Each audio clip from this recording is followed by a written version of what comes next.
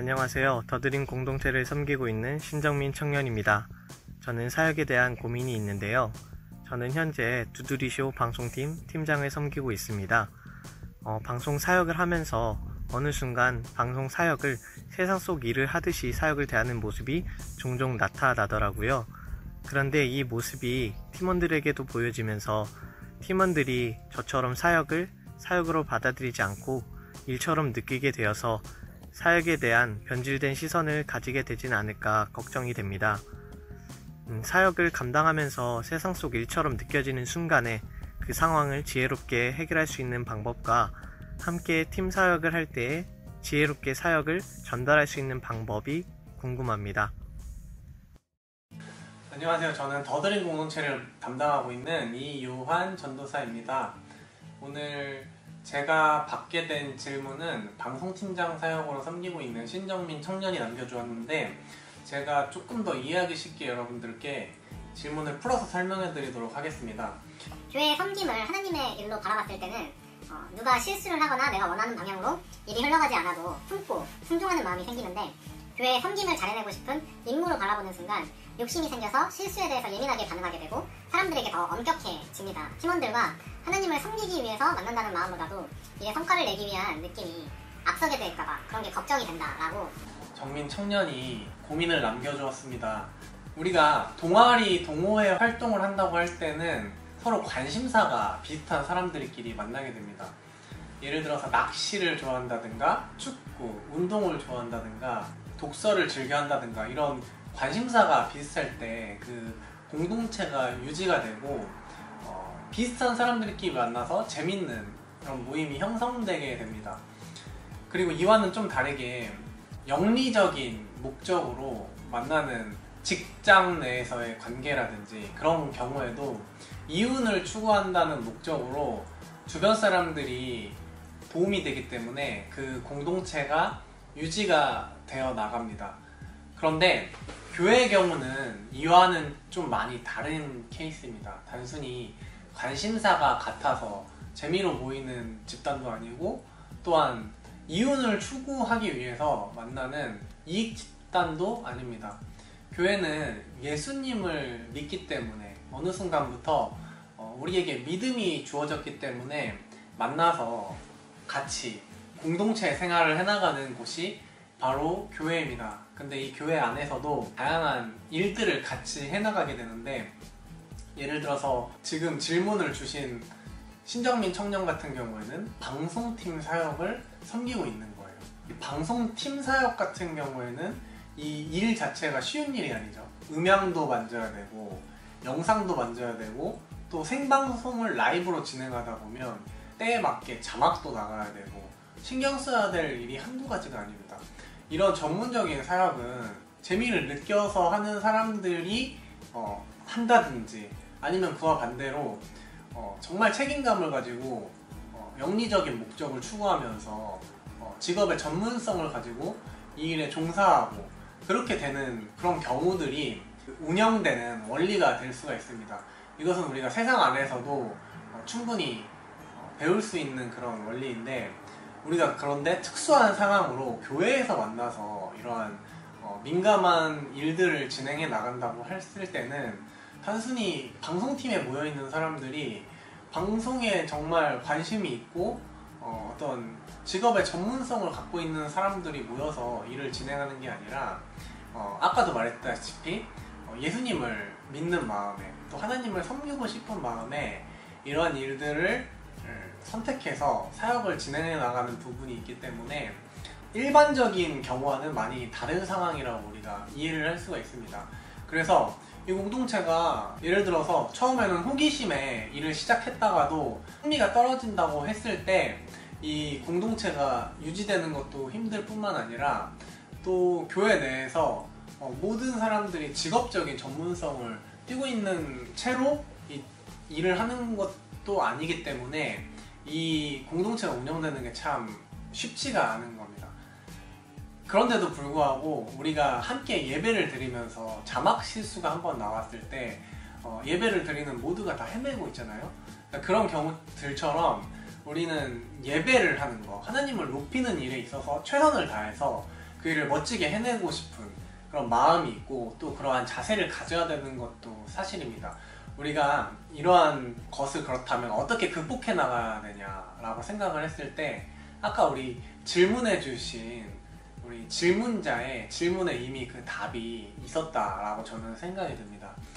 이 일이 하나님의 일로 바라봤을 때는 누가 실수하거나 내가 원하는 방향으로 흘러가지 않아도 품고 순종하는 마음이 생긴다라고 말을 해주었어요. 우리는 먼저는 이 일이 정말 우리가 단순히 재미로 하는 일도 아니고 또 어떤 직업적인 전문성을 위해서 하는 일도 아니라 하나님을 섬기는 마음으로 이 모두가 같이 일을 해나가고 있다는 사실을 기억을 해야 됩니다. 그런데 그냥 단순히 그렇다고 해가지고 일을 못해도 되느냐 이렇게 말을 했을 때는 일을 잘 해냈을 때 너무 멋있는 모습들이 사실 참 많거든요. 이윤을 추구하지도 않고 또 서로 관심사도 서로 다른 사람들끼리 모여서 하나 되어서 하나님을 높여드리고 하나님께 영광 올려드리는 그 모습 자체가 너무도 귀한 겁니다. 근데 여기서 한 가지 더 문제가 있죠. 모두가 다 신앙이 좋고 믿음이 좋은 상태에서 이 일을 감당한다고 했을 때는 그런 게 좋은 동기부여가 될 수도 있지만 우리는 현실적으로 그렇지 못하잖아요. 그래서 이러한 부족한 환경들을 어떻게 대해야 될지 그런 것들을 우리가 교회에서 훈련받는 겁니다. 하나님께서 그러한 것들을 다 아시고 우리가 그러한 사역의 현장에서 섬김의 현장에서 하나님의 방식을 알아가는 방식으로 우리를 훈련시킨다는 사실을 놓치면 안 됩니다. 우리가 세상 안에서는 동아리, 동호회 활동을 할 때는 그 사람들이 같이 있는 사람들이 나와 비슷한 취미를 갖고 있기 때문에 그 사람들이 나한테 유익하거든요. 그래서 그 유익한 사람들이기 때문에 우리가 관계를 하고 그 사람들을 좋게 대하고 하는 측면이 있고 또 직장 내에서는 그 사람들이 같이 일을 잘해야지 우리가 이익을 추구할 수 있기 때문에 그런 일들을 같이 해나가는 겁니다. 그래서 어떤 면에 있어서 사람들을 굉장히 기능적으로 바라보는 게 우리가 세상을 살아가면서 우리 안에 갖추어지는 모습일 수 있는데 우리가 교회에서 어떠한 부족한 사람들과 함께 생활을 해나가고 나와 마음이 맞지 않는 사람들과 함께 노력을 하면서 어떤 일을 또 잘해내고자 그렇게 나아가는 과정에 있어서 지혜도 필요하고 또 따뜻한 마음도 필요하고 하나님의 넉넉한 그런 성품이 우리한테 요구되는 것입니다. 그러한 과정을 우리가 지나가면서 그 안에서 하나님께서 우리 마음속에 품기를 원하시는 그런 생각들, 성품들이 만들어집니다. 그렇게 되면 교회 안에서는 우리가 세상 안에서는 절대 시도해보지 않을 나와 맞지 않고 나와 관심사가 다른 사람들과는 우리가 어울리지 않는 게 우리의 삶의 방식인데 교회 안에서는 자기와 맞지도 않고 또 어떤 면에서는 능력도 떨어지는 그런 사람들과 함께 일해 나가는 그런 과정을 통해서 하나님께서 그 안에서 우리의 성품을 길러가시고 우리에게 새로운 능력, 예수님이 갖추신 그러한 능력을 우리에게 부어주신다는 사실을 우리가 믿으면서 나아갈 필요가 있습니다. 그래서 때로는 우리가 천천히 가야 될 때도 있고 또 어떨 때는 정말 어떤 멋있는 일을 해나가기 위해서 정말 치열하게 노력해야 될 것도 있긴 하지만 정말 어떤 모임에서 관심사가 다르고 서로 좋아하는 게 다르다고 할 때는 그냥 안 만나면 된다고 단순하게 생각하고 또 직장 내에서는 능력이 안 되면 그냥 함께 할 수 없다라고 말하는 그런 방식과 다르게 우리가 이 교회 안에서 정말 사람을 사람으로서 가치 있게 바라보고 그 사람과 함께하기 위해서 노력하고 우리가 교회에서 이러한 모습을 훈련함으로 인해서 우리가 세상 밖으로 나아갔을 때에도 성과도 정말 잘 내면서 또 사람들과의 관계도 놓치지 않고 그렇게 나아가는 하나님의 성품을 닮은 그런 모습들을 세상 가운데에서 살아낼 수 있도록 하나님께서는 우리에게 교회에서의 이 사역을 허락하셨고 우리를 이끌어 가신다, 우리를 인도해 가신다라고 생각하면 좋을 것 같습니다. 특별히 요즘 우리가 온라인 시대에 접어들면서 예배에 참석하고 헌금만 잘 내면 되는 게 아닌가라는 그런 비슷한 생각을 할 수 있는 상황 가운데 있는데, 하나님께서는 이 교회 안에서 사람들과 관계를 쌓아가길 원하십니다. 그 관계라는 건 단순히 관심사가 비슷하고 또 서로 비슷한 능력을 갖고 있어서 시너지를 내기 위한 그런 관계가 아니라, 교회 안에서는 서로 관심사도 다르고 서로 가진 역량도 다르지만 그런 관계 가운데에서도 하나 될 수 있고 서로의 가치를 귀하게 여겨줄 수 있는 그런 만남들, 그런 관계들을 오로지 교회 안에서만 해나갈 수 있습니다. 그것이 바로 하나님께서 우리에게 교회를 허락하신 이유가 됩니다. 그러한 생각을 품고 우리가 교회를 다니면서 다양한 사역의 자리, 또 다양한 섬김의 자리에 나아가서 우리 질문을 남겨주셨던 정민 청년과 같이 이러한 마땅히 해야 될 고민들을 품고 어떻게 하면 더 공동체를 잘 이끌 수 있을지, 그러한 하나님께서 원하시는 생각과 마음을 품고 나아가는 우리 청년들 될 수 있길 진심으로 소망합니다. 샬롬! 오늘은 고민 싹쓸이 더드림 편 이다영 자매의 고민을 보고 오겠습니다. 안녕하세요. 더드림 이다영 자매입니다. 저는 이번에 가족 전도를 위해 기도하고 있는 동역자들의 어려운 부분이나 궁금한 점을 질문하려고 하는데요. 가장 먼저 최근 교회에 대한 기사들로 인해 가족들의 실망이 큰데, 이럴 때 가정에서 어떻게 지혜롭게 답변하고 행동해야 하는지 궁금하고요. 두 번째로는 가족 구성원이 서로 살갑지만은 않은 관계일 때 어떻게 효과적으로 복음을 전할 수 있을지 궁금합니다. 그리고 마지막으로 나의 부족함으로 인해 하나님과 자신의 신앙까지 평가될 때 가장 어려워하고 계시는데, 이럴 때 힘이 되는 붙들 수 있는 말씀이나 해주고 싶으신 말씀이 있으신지 궁금합니다. 다영자매의 고민을 보고 왔는데요. 다영자매 말처럼 요즘 코로나로 인해 교회에 대한 시선이 그렇게 좋지 않습니다. 그로 인해 믿지 않는 가족에게 교회에 대해서 어떻게 말하고 어떻게 행동해야 되는지에 대해서, 그리고 가족이랑 관계에 있어서 살갑지 않았을 때 우리는 어떤 모습을 행해야 되는지에 대해서 제 생각을 짧게 나눠보려 합니다. 저는 이 고민을 들으면서 로마서 15장 2절 말씀이 생각났습니다.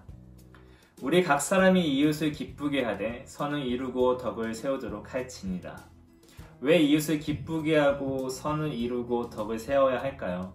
그것은 자기 만족을 위해서가 아니라 내 이웃과 형제 그리고 교회를 위해서 선과 덕을 세워가야 한다고 말합니다. 선과 덕을 세우는 것은 어쩌면 신앙을 가지고 있는 우리가 감당해야 할 임무이기도 합니다. 그리고 때로는 믿지 않는 자들을 위해서 그리스도인으로서 희생이 필요하기도 합니다. 여기서 잠깐 제 이야기를 나누고 싶은데요. 저희 부모님 또한 믿음이 없으십니다. 저 참 부모님을 전도하기 위해서 기도하며 많은 예배도 검열해봤습니다. 근데 그게 참 쉽지 않더라고요. 어느 날 저희 부모님이랑 같이 뉴스를 보고 있는데 기독교에 대한 안 좋은 이야기가 나왔습니다. 그때 부모님은 저에게 이렇게 말씀하셨어요. 기독교인들은 왜 그러냐. 근데 저처럼 할 말이 없더라고요. 왜냐하면 그게 사실이었기 때문에 뭐라 말할 수 없었습니다. 뉴스에 나온 기독교에 대한 안 좋은 이야기를 아니야 라고 말할 수도 없었고, 그렇다고 교회가 다 그런 건 아니야 라고 말해주기에는 너무 무책임하더라고요. 그리고 이미 이미 믿지 않는 사람들도 교회가 다 그렇지 않다는 것 또한 알고 있었습니다. 그래서 그때 저는 이 로마서 말씀이 생각났어요. 선을 이루고 덕을 한번 세워보자. 논리적인 말을 통해서 저희 부모님을 설득시키는 것이 아니라 제 행동으로 인해서 기독교인은 이런 사람이야 라고 말해주고 싶었어요. 그래서 그때부터 제 말과 행동이 선과 덕을 세울 수 있도록 말하고 행동하였습니다. 그러다 보니 부모님은 조금씩 변하셨고 13년이 지난 지금 이제 코로나로 인해서 교회당은 올 수 없지만 유튜브를 통해서 예배를 드리고 있으십니다. 여러분, 살갑다고 전도가 잘 되는 건 아닙니다. 살갑지 않다고 포기하지 마시고, 진짜 중요한 건 가족 구성원 안에서 그리스도의 사랑을 통해 또 개인의 희생을 통해 정말 항상 진실된 말과 진실한 행동으로 그리스도인의 삶을 살아가다 보면 그 가족 구성원 안에 반드시 하나님의 구원의 역사는 이루어집니다. 네, 이 질문을 끝으로 이제 마지막 질문을 한번 나눠보려 하는데요. 마지막 질문에는 찬양을 하나 추천해드리고 싶습니다. 나의 약함은 나의 자랑이요 라는 찬양입니다. 찬양의 가사 중에 참 고마운 친구 나의 예수님, 나는 깨지기 쉬운 질그릇과 같으나 때론 낙심해도 포기치 않음은 예수의 생명이 내 안에 있기에 내 삶의 동행자 나의 예수님, 나는 기대가 없는 어린 낙이 같으나 늘 쓰러지나 다시 일어남도 예수의 생명이 내 안에 있기에 나의 약함은 나의 자랑이요 나의 실패는 나의 간증이요 나의 아픔은 나의 영광이니 그 부르심 따라 내가 걸어갑니다. 나의 약한 모습으로 인해 자신의 신앙과 하나님까지 평가받을 때 너무 속상하죠. 하지만 그때 한번 생각해 보시기 바랍니다. 예수의 생명이 내 안에 있는지 말입니다. 만약 내 안에 예수의 생명이 있다면 찬양의 가사처럼 늘 쓰러지나 우리는 다시 일어날 수 있습니다. 그리고 예수의 생명이 내 안에 있다면 나의 약함은 자랑이 될 것이고 나의 실패는 간증이 될 것이고 나의 아픔은 나의 영광이 될 것입니다.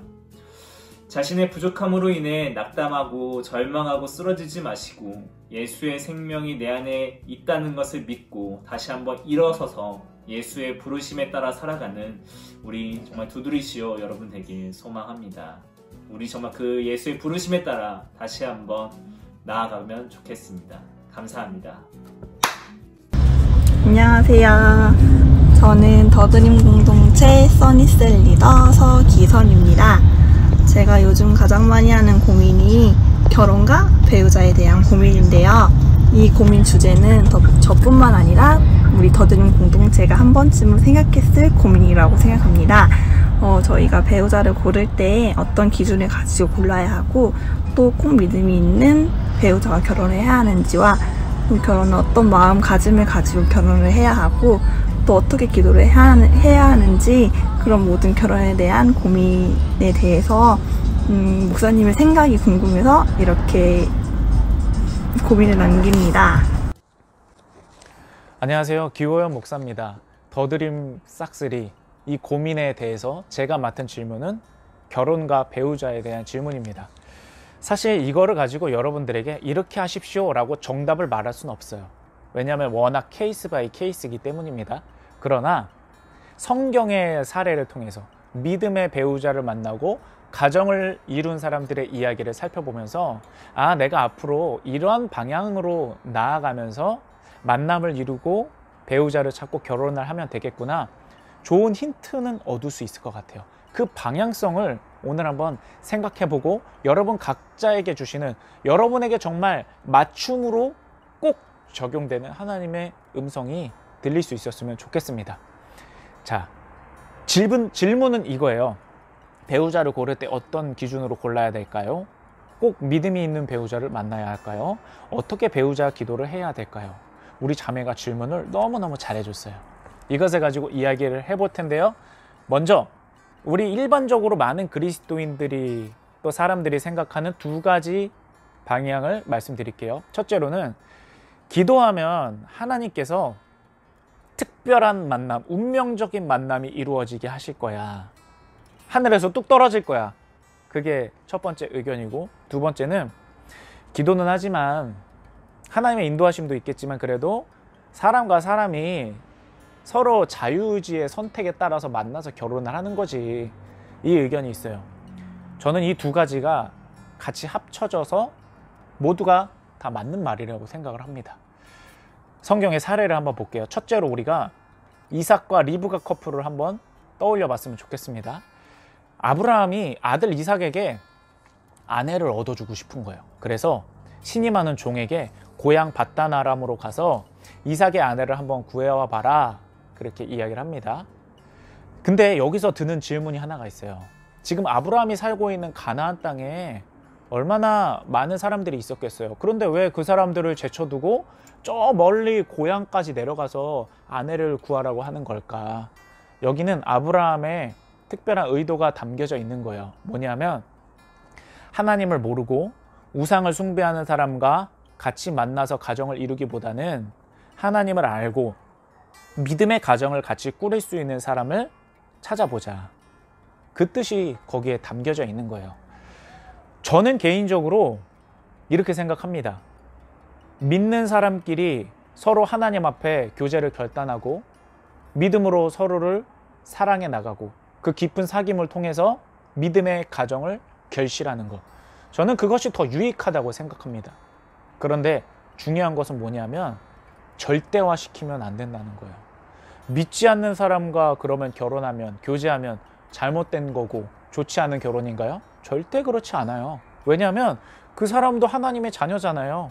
예수님을 알게 하고 믿게 해서 돌아오게 만들어야 될 사람입니다. 그러므로 믿는 사람끼리만 결혼해야 된다, 이 틀만 딱 적용을 해서 여러분이 사랑하는 사람을 놓치지 않았으면 좋겠어요. 다만 기준을 분명히 세워야 돼요. 믿음의 기준을. 내가 이 믿지 않는 사람과 결혼은 하지만 또 결혼은 현실이기 때문에 결혼하고 나면 마음이 바뀌어요.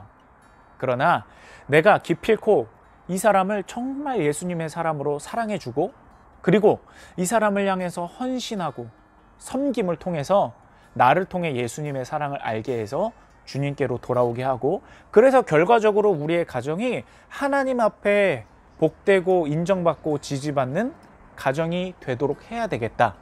그 결심을 실행해 나가는 것이 중요합니다.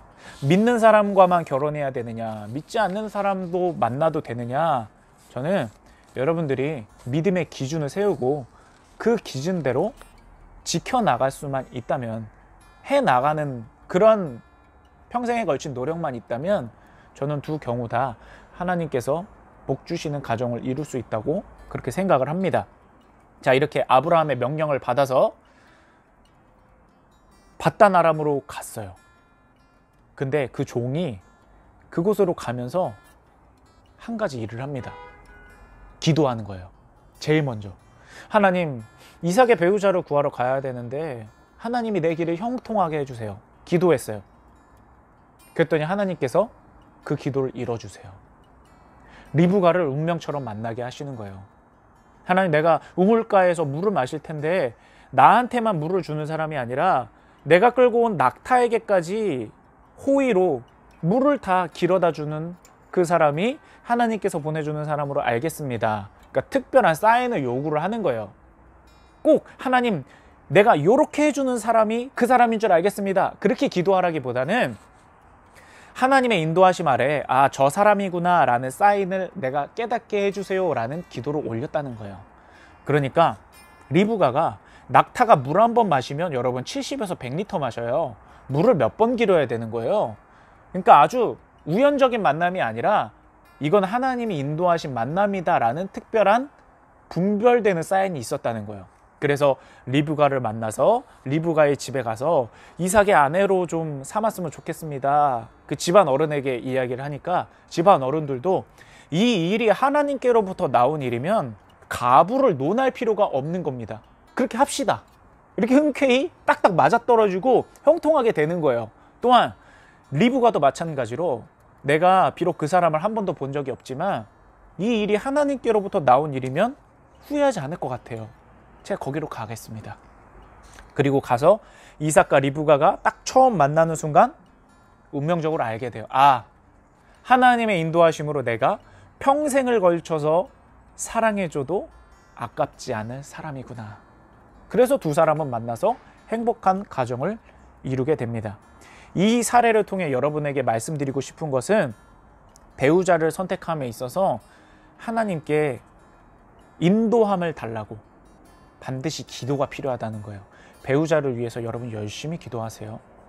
그런데 다만 어떤 내 기준, 스펙, 프레임을 딱 짜놓고 하나님, 외모는 이만큼, 직장은 이만큼, 적어도 어떤 것은 있어야 되고 그것에 맞춰서 이 사람을 주세요 라고 기도하는 것은 잘못된 기도예요.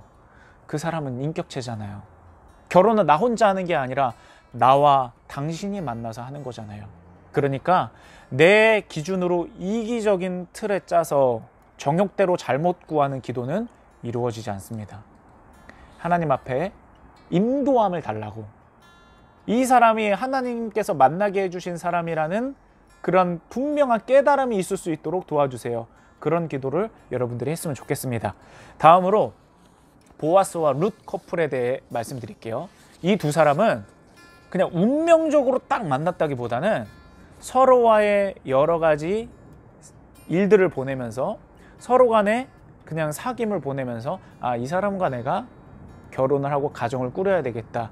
그래서 서로의 선택이 만나서 결혼한 가정이라고 조금 더 볼 수가 있어요. 자, 그런데 중요한 건 뭐냐면 비록 사람의 선택이 있을지라도 그 뒤에는 하나님의 섭리가 없을 수 없다는 거예요. 믿음으로 이루어지는 가정은, 정말 하나님께서 인정하시는 가정은 하나님의 섭리가 없을 수가 없어요. 한번 말씀드릴게요.